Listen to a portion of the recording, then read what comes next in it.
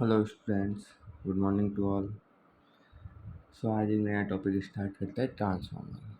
Transformer electrical में जो AC current की इम्पोर्टेंस बढ़ी है वो ट्रांसफार्मर के इन्वेंशन के बाद ही बढ़ी है। ट्रांसफार्मर की वजह से ही आप क्या कर पा रहे हैं, एसी के वोल्टेज को और करंट को कम और ज़्यादा कर पा रहे हैं। ठीक है, उनके लेवल को आप चेंज कर पाते हैं। इसीलिए आप क्या कर सकते हैं, एसी को लॉन्ग डिस्टेंस तक ट्रांसमिट कर पाते हैं। तो ट्रांसफार्मर के इन्वेंशन के बाद में एसी की इम्पोर्टेंस बहुत ज़्यादा बढ़ गई as compare to DC. So transformer को डिस्कस करते हैं। ट्रांसफार्मर आपके पास में क्या होता है, स्टैटिक डिवाइस होता है। स्टैटिक डिवाइस का मतलब क्या हो गया, इसमें कोई रोटेटिंग पार्ट नहीं है। ठीक है, फिर और इसमें फ्रिक्वेंसी रिमेन्स अनचेंज्ड। फ्रिक्वेंसी जो है, चाहे आप प्राइमरी से सेकेंडरी की तरफ जाएं या सेकेंडरी से प्राइमरी की तरफ आएँ, फ्रिक्वेंसी जो है वो चेंज नहीं होगी। वोल्टेज एंड करंट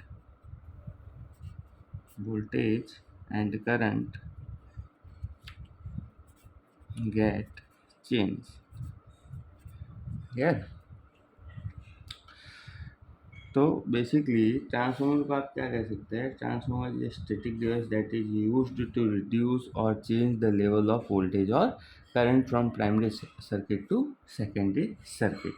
ये ट्रांसफार्मर का आपके पास में बेसिक स्ट्रक्चर इस तरह से रहता है। एक ट्रांसफार्मर के अंदर आयरन कोर होगी, उस आयरन कोर के दोनों तरफ क्या होगी, दो वाइंडिंग्स लपेट रखी है आपने। This one is your primary winding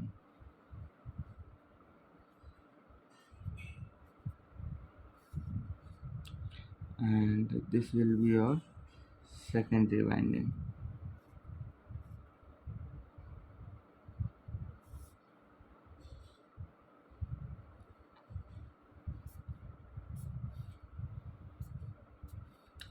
यहाँ पर आप क्या करेंगे, एक वोल्टेज अप्लाई करेंगे V1। ये तो यहाँ प्राइमरी साइड में करंट फ्लो होगी I1 और उस करंट के कॉरस्पॉन्डिंग आपके पास में क्या होगा, एक वोल्टेज इंड्यूस होगा E1। अब जब E1 वोल्टेज इंड्यूस हो रहा है प्राइमरी में, जब करंट फ्लो हो रही है, तो क्या होगा इस कोर में। पहले तो अपन ये बात करते हैं कि इसके अंदर कौन कौन से एलिमेंट किस किस चीज़ को रिप्रेजेंट कर रहे हैं।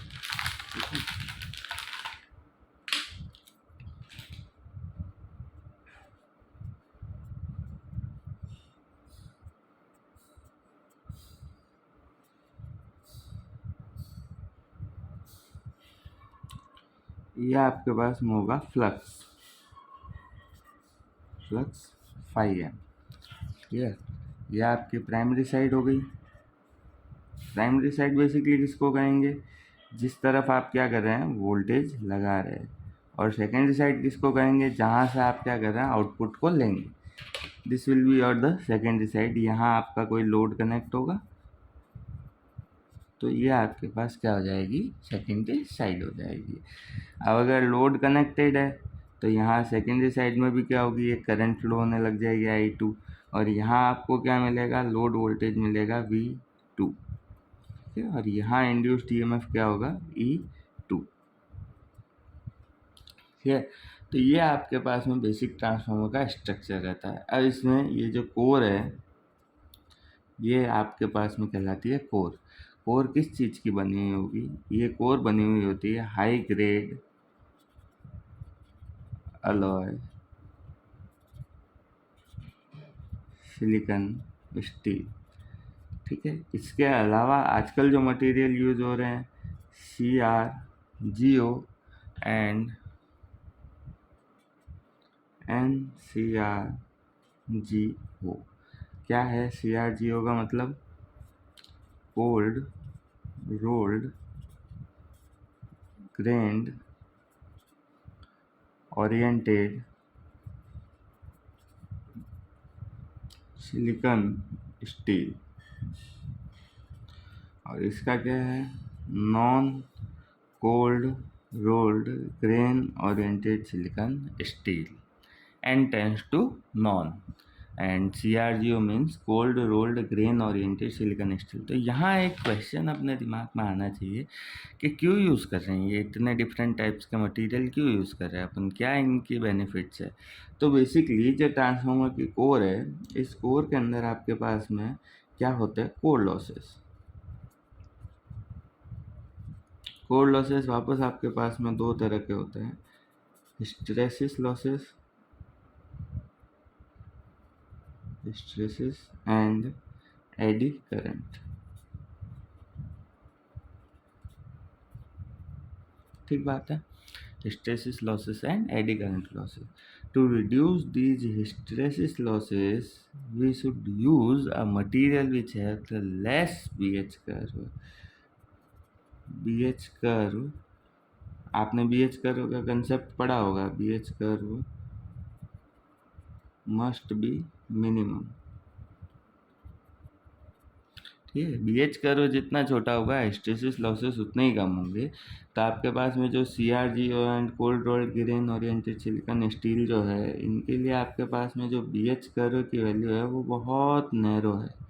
तो area of BH curve basically represent the hysteresis losses. Clear? So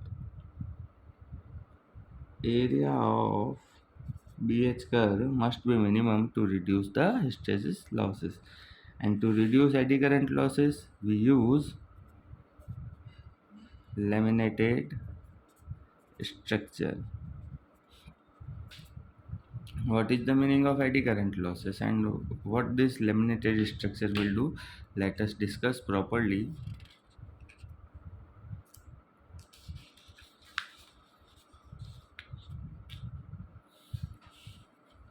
Suppose we are having a metal piece.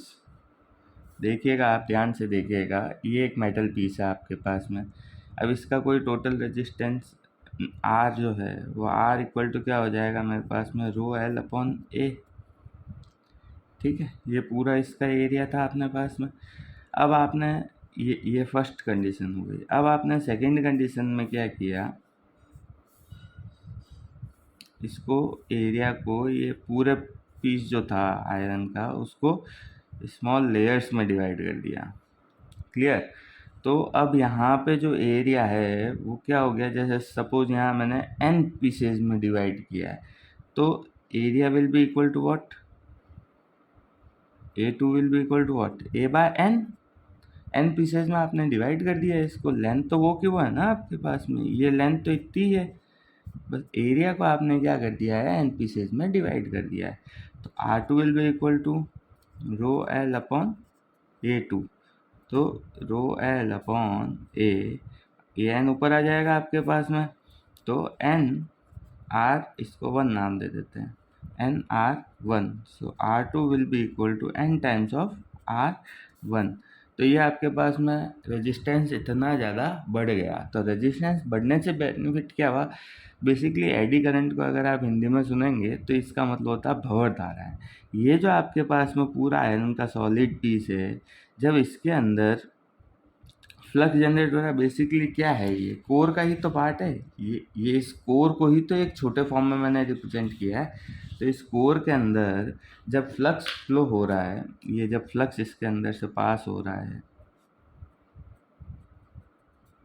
तो फ्लक्स की वजह से इसके अंदर क्या होती है, करंट जनरेट होती है। और वो करंट किस नेचर की होती है, ये सर्कुलेटिंग नेचर की करंट होती है।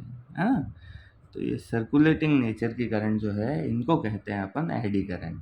तो अगर मैं रेजिस्टेंस बढ़ा दूंगा तो वैसे भी करंट कम हो जाएगी। तो रेजिस्टेंस कैसे बढ़ा सकते हैं आप, इस पूरे सॉलिड पीस की जगह आप कैसा स्ट्रक्चर यूज़ करें, लेमिनेटेड स्ट्रक्चर यूज़ करें। पूरे पीस को आपने क्या किया, मल्टीपल पार्ट्स में डिवाइड कर दिया, लेयर्स में डिवाइड कर दिया। उन सब के बीच में वार्निश का इंसुलेशन या माइका का इंसुलेशन लगा के उन सब पार्ट्स को ज्वाइन कर देंगे अपन। तो यहाँ एरिया क्या हो गया आपके पास में, n टाइम्स रिड्यूस हो गया। तो रेजिस्टेंस क्या हो गया, n टाइम्स इंक्रीज हो गया। तो ये क्या करेगा, आपका करंट की वैल्यू को n टाइम्स कम कर देगा। सो I will be equal to, I is equal to what, V/R। So when resistance will get increased, if R get increased, then current will get reduced। ये आपके पास में एडी करंट का concept था। क्या था ये? Concept of eddy current.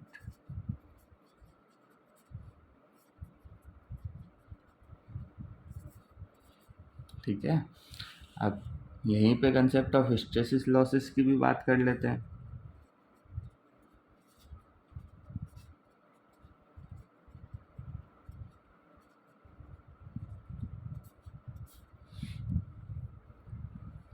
देखिए आप,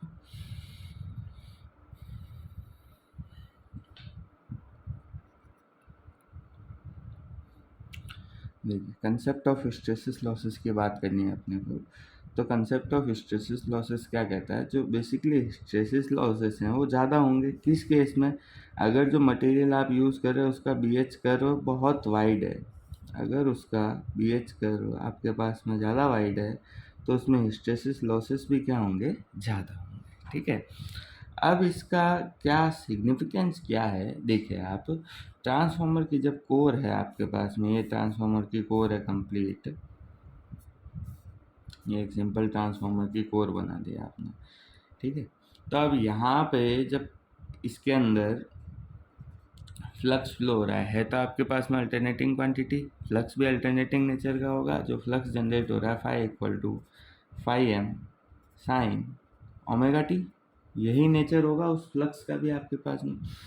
तो जब ये अल्टरनेटिंग नेचर का फ्लक्स है तो ये क्या कर रहा है? एक बार तो कोर को क्या कर रहा है? मैग्नेटाइज कर रहा है, और जब नेगेटिव डायरेक्शन में है तो वापस कोर को क्या कर रहा है? डीमैग्नेटाइज कर रहा होगा, है ना। अल्टरनेटिंग नेचर तो यही होता है ना आपके पास में, एक बार मैग्नेटाइज एक बार डीमैग्नेटाइज। आप खुद इस कर्व से देखिए, एक बार इसने मैग्नेटाइज किया, फिर सेकंड टाइम वापस क्या हो रहा है? ये डीमैग्नेटाइज कर रहा है, फिर अगेन मैग्नेटाइज करेगा, फिर यहाँ पे वापस आके क्या करेगा? डीमैग्नेटाइज करेगा।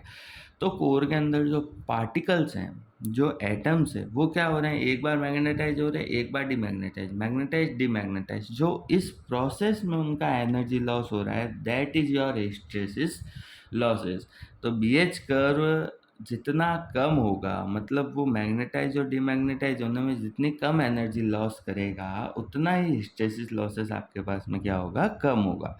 तो इसीलिए आप ऐसा मटेरियल सेलेक्ट करते हैं जिसका हिस्टैरिसीस लॉसेस या बीएच कर्व जो है ना उसका एरिया मिनिमम हो, ताकि हिस्टैरिसीस लॉसेस क्या हो सके? कम हो सके। तो कंसेप्ट आपको समझ में आया? हिस्टैरिसीस लॉसेस का बेसिकली मतलब है कि कोर का एक बार मैग्नेटाइज और एक बार डीमैग्नेटाइज होने के जो प्रोसेस है, अभी अल्टरनेटिंग क्वांटिटी है तो ये मल्टीपल टाइम्स चलेगा। फ्रीक्वेंसी 50 हर्ट्ज होती है एसी की, तो मतलब फ्रीक्वेंसी इक्वल टू 50 हर्ट्ज, तो मतलब एक सेकंड में कितने साइकिल कंप्लीट हो जाएंगे इसके? 50 साइकिल। तो कोर क्या होगी?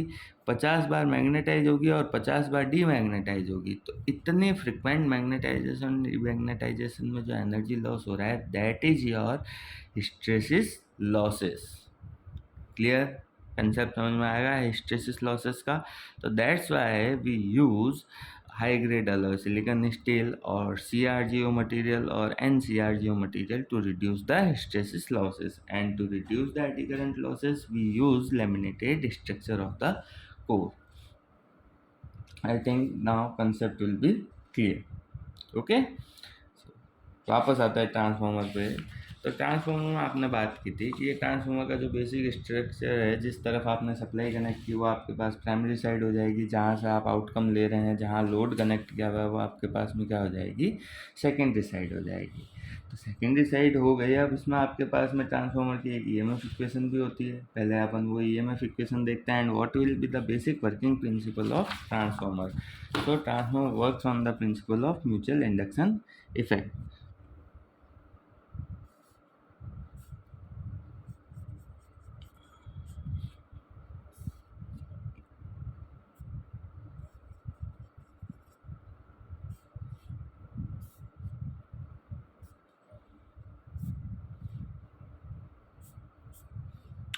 यह आपके पास में ट्रांसफार्मर का बेसिक स्ट्रक्चर। यहाँ पे मैंने वाइंडिंग का रेजिस्टेंस रिप्रेजेंट नहीं किया है, और लीकेज रिएक्टेंस की वजह से जो एक्स रिप्रेजेंट करेंगे वो नहीं किया है। मैंने एक सिंपल स्ट्रक्चर बनाया है ताकि अपने को पता चले कि क्या प्राइमरी और सेकेंडरी के बीच में इलेक्ट्रिकली कोई कनेक्शन है क्या? नहीं है।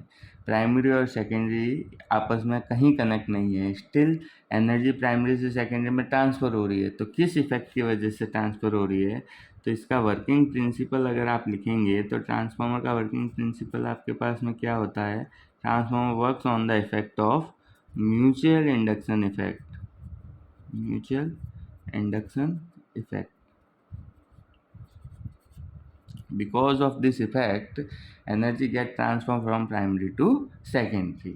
क्लियर. फर्स्ट ऑफ ऑल देखिए आप ट्रांसफार्मर में क्या होगा, सबसे पहले आपने करंट अप्लाई की, बेसिकली वोल्टेज अप्लाई किया, उस वोल्टेज की वजह से क्या होगा, करंट फ्लो होगी, करंट की वजह से क्या होगा, आपके पास में फ्लक्स जनरेट होगा, फ्लक्स जनरेट की वजह से क्या होगा, एक ईएमएफ इंड्यूस होगा. क्लियर. और उस ईएमएफ की वजह से सेकेंडरी साइड में आउटपुट वोल्टेज जनरेट होगा, output voltage, and it will increase the output current. It is the basic working structure of transformer. सबसे पहले आपने एक वोल्टेज अप्लाई किया प्राइमरी साइड में, तो प्राइमरी साइड में क्या होगा, एक करंट फ्लो होना स्टार्ट हो गई, करंट फ्लो होना स्टार्ट हो गई तो क्या होगा, एक फ्लक्स जनरेट होगा, फ्लक्स जनरेट होगा तो वो क्या करेगा, ईएमएफ इंड्यूस करेगा. अगर सेकेंडरी साइड कंप्लीट है, सेकेंडरी साइड में कोई लोड कनेक्टेड है, तो क्या होगा, आपको आउटपुट वोल्टेज मिलेगा और कॉरस्पॉन्डिंग आउटपुट करंट फ्लो होना स्टार्ट हो जाएगी. ये इसका ट्रांसफार्मर का बेसिक स्ट्रक्चर होगा. तब अपन बात करते हैं EMF equation of transformer. Transformer को आप एक्स डैश एम ई आर है ना, ऐसा भी लिख सकते हैं, बट एग्जाम में आपको कंप्लीट ट्रांसफार्मर वर्ड ही यूज़ करना है. ये सिर्फ जब आप नोट्स में काम कर रहे हैं उस वक्त ऐसा लिख सकते हैं. तो आप Faraday's law of electromagnetic induction से स्टार्ट करते हैं, देन फिर अपन इक्वेशन ऑफ ट्रांसफार्मर पे बात करेंगे. Faraday's law of electromagnetic induction. Faraday ने क्या कहा था, फैराडे का सबसे पहला लॉ था, whenever there is a change in flux, when there is change in flux and EMF will get induced.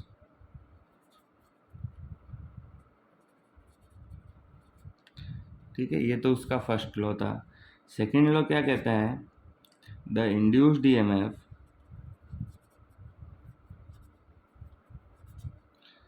is directly proportional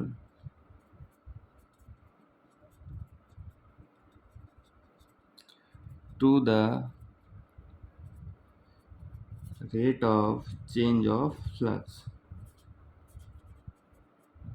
ठीक है, बेसिकली इसका क्या मतलब हुआ, जो इंड्यूस्ड ईएमएफ है वो डायरेक्टली किसके प्रोपोर्शनल है, rate of change of flux के, E proportional to D phi by D T. अब यहाँ पे लेंज ने एक लॉ दिया था. लेंज क्या कहता है, जो ये इंड्यूस्ड ईएमएफ है, हाँ ये इंड्यूस्ड जो ईएमएफ है ये उसी का अपोज करेगा जिसकी वजह से ये जनरेट हुआ है. अब ये इंड्यूस्ड ईएमएफ किसकी वजह से जनरेट हुआ है, फ्लक्स में चेंज की वजह से ये जनरेट हुआ है, तो ये क्या करेगा, इसी का अपोज करेगा. अपोज कैसे करेगा, E proportional to minus D phi by D T. और जब आप प्रोपोर्शनलिटी कांस्टेंट हटा देते हैं तो E equal to minus N D phi by D T. ये आपके पास में combination of Faraday's law and Lenz law. तो फैराडेज लॉ के हिसाब से तो आपने क्या किया, ई प्रोपोर्शनल टू क्या हो जाएगा, d phi by D t हो जाएगा. मेरे पास में जो इंड्यूस्ड ईएमएफ है वो rate of change of flux के डायरेक्टली प्रोपोर्शनल होता है, ये आपने लिख दिया. अब लेंज ने क्या नियम दिया था कि जो इंड्यूस्ड ईएमएफ है वो उसी का अपोज करेगा जिसकी वजह से वो जनरेट हुआ है. तो वो जनरेट किसकी वजह से हुआ है, चेंज इन फ्लक्स की वजह से जनरेट हुआ है, तो वो क्या करेगा, इसी का अपोज करेगा. अपोज कैसे करेगा, minus D phi by D t लगा के. अब ये प्रोपोर्शनलिटी का कांस्टेंट हटाया तो अपन ने आगे क्या लगा दिया, एन लगा दिया, जहाँ पे एन आपको क्या रिप्रेजेंट करके दे रहा है, नंबर ऑफ टर्न्स. प्राइमरी, ये भाई आपने प्राइमरी वाइंडिंग बनाई है, ये सेकेंडरी वाइंडिंग बनाई है, तो कुछ इसमें नंबर ऑफ टर्न्स होंगे ना. तो प्राइमरी साइड में आपके पास नंबर ऑफ टर्न्स क्या हो जाता है, N1, और सेकेंडरी साइड में नंबर ऑफ टर्न्स क्या हो जाता है, N2. चलिए अब स्टार्ट करते हैं, ईएमएफ इक्वेशन वाला कंसेप्ट को स्टार्ट करते हैं जो डेराइव करना है अपने को. तो अपने पास में बेसिक इसका फॉर्मूला आ गया, e equal to minus N D phi by D t. And what is phi, phi equal to phi m sine omega t. ये वैल्यू रख देते हैं बस इसमें, e equal to minus N d by d t phi m sine omega t. तो ये आपके पास में क्या बन जाएगा, minus n phi m d sine omega t upon d t. तो यहाँ से अब अगर आप डिफ्रेंशिएट करते हैं तो ये आपके पास में क्या बना देगा, minus n phi m omega cos omega t. ठीक है, अब कॉस ओमेगा टी को आप क्या लिखेंगे, minus n phi m omega sine omega t minus 90। ठीक है, तो ये अपने पास में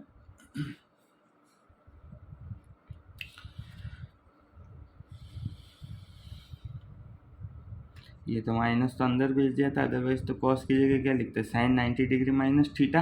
ये माइनस अंदर भेजा तभी तो साइन ओमेगा टी माइनस 90 है। भाई यहाँ पे एक स्टेप और लिख देते हैं, n phi m omega cos की जगह मैं क्या लिख सकता हूँ, sine 90 degree minus omega t.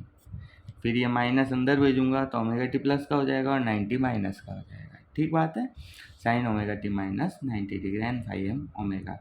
तो इसको अगर आप थोड़ा सा ढंग से लिखें तो ये आपके पास में e m sine omega t minus 90 degree. ठीक है, तो यहाँ आपके पास ई एम की वैल्यू क्या हो गई है, ई एम की वैल्यू हो गई है एन पाई एम ओमेगा। ओमेगा को जो क्या लिख सकते हैं आप, 2 पाई एफ एन पाई एम। तो अगर मैं प्राइमरी साइड के लिए मैक्सिमम वोल्टेज की बात करूँ ई एम वन की, तो यहाँ चेंज कहाँ होगा, सिर्फ आपके पास में प्राइमरी के नंबर ऑफ टर्न्स आ जाएंगे। तो प्राइमरी के number of turns N one और ये पाई एम। सिमिलरली अगर सेकेंडरी साइड के लिए मैक्सिमम वोल्टेज की बात करूँगा तो 2 pi F N two phi M. ये दोनों आपके पास में प्राइमरी और सेकेंडरी साइड के मैक्सिमम वोल्टेजेस की इक्वेशन हो गई। अपने को तो आर एम एस वैल्यू निकालनी है, तो e R M s one, तो ये क्या हो जाएगा, ई आर एम एस बराबर E maximum upon root two. तो 2 pi F N one phi M upon root two, या आपको क्या वैल्यू देगा, 4.44 N one F five M. Similarly E R M S two जब आप निकालेंगे तो इसकी वैल्यू क्या आ जाएगी, 4.44 n two f five m. Clear, तो ये आपके पास में प्राइमरी साइड इंड्यूस्ड ईएमएफ और सेकेंडरी साइड इंड्यूस्ड ईएमएफ। अब इसमें अगर आप चेंज करते हैं,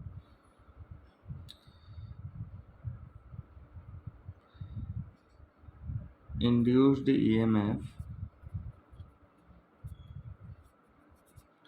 पर टर्न की अगर मैं बात करूँ, बेसिकली क्या कहने का मतलब है, e R M s one upon n one. तो ये मेरे पास में कितना आएगा, 4.44 f five M. Similarly E R M S two upon n two की बात करूँगा तो क्या आएगा, 4.44 एफ फाइव एम। तो यहाँ से क्या कंक्लूड कर सकते हैं कि जो आपके पास में इंड्यूस्ड ईएमएफ पर टर्न जो रहता है, चाहे प्राइमरी की बात करो या सेकेंडरी की बात करो, दोनों क्या रहेंगे, सेम रहेंगे। क्लियर, इंड्यूस्ड ईएमएफ पर turn will remains same in both primary and secondary side. अब जो आपके पास में ये फॉर्मूला है, इसको एक और इसकी फॉर्म है अपने पास में, तो ये जो इंड्यूस्ड ईएमएफ ई है, ये आपके पास में क्या आ गया, 4.44 एन फाइव एम एफ। अब यहाँ पे फाइव एम की जगह पे आप एक टर्म और लिख सकते हैं, क्या लिख सकते हैं आप यहाँ पे, देखो फ्लक्स डेंसिटी बी आपके पास में होता है मैक्सिमम फ्लक्स अपॉन एरिया। तो यहाँ से मैक्सिमम फ्लक्स की वैल्यू आप क्या लिख सकते हैं, बी इंटू ए। क्लियर, तो ये वैल्यू आप ऊपर पुट कर दीजिए, तो ई आपके पास में क्या हो जाएगा, 4.44 एन एफ बी इंटू ए। तो कई बार क्वेश्चन में क्या होगा, आपको मैक्सिमम फ्लक्स डेंसिटी की वैल्यू दे देगा और एरिया ऑफ द कोर, यहाँ पे व्हाट इज ए, एरिया आपके पास में क्या है, A is area of core and B is what, maximum flux density. एन आपको पता ही है क्या है, नंबर ऑफ टर्न्स। अब अगर N1 लिखा हुआ होगा तो वो प्राइमरी होगा, और N2 लिखा हुआ होगा तो सेकेंडरी के नंबर ऑफ टर्न्स। और F आपके पास में क्या है, फ्रिक्वेंसी। तो ये आपके पास में फाइनल जो इंड्यूस्ड ईएमएफ के एक्सप्रेशन हो गए वो इस तरह से है, 4.44 NF phi m और E equal to 4.44 NF B into A. ये दो एक्सप्रेशन आपके पास में इंड्यूस्ड ईएमएफ के एक्सप्रेशन। ठीक है, चलिए आगे वाला अपन नेक्स्ट लेक्चर में डिस्कस करेंगे। Thank you.